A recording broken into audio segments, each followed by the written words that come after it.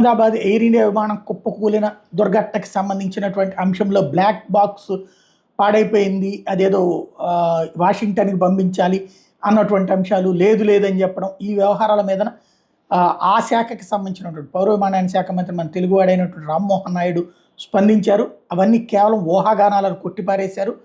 ఏదైతే తాజాగా ఫిక్కీ కేంద్ర విమానయాన మంత్రి శాఖ సంయుక్త ఆధ్వర్యంలో పుణేలో జరిగిన helicopters and small aircraft సమ్మిట్లో పాల్గొన్న సందర్భంగా మీడియాతో మాట్లాడారు.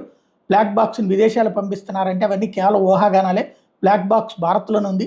దీని ప్రస్తుతం aircraft accident investigation bureau పరిశీలిస్తోందని స్పష్టం చేశారు. ఎప్పటి వరకు దీంట్లోని డేటాను పొందొచ్చు అని మరో ప్రశ్న అడిగితే ఇది చాలా సాంకేతికతతో కూడిన వ్యవహారం, ఏఐబి దర్యాప్తు చేపట్టి మొత్తం ప్రక్రియ పరిశీలించనివ్వండి అని చెప్పుకొచ్చారు.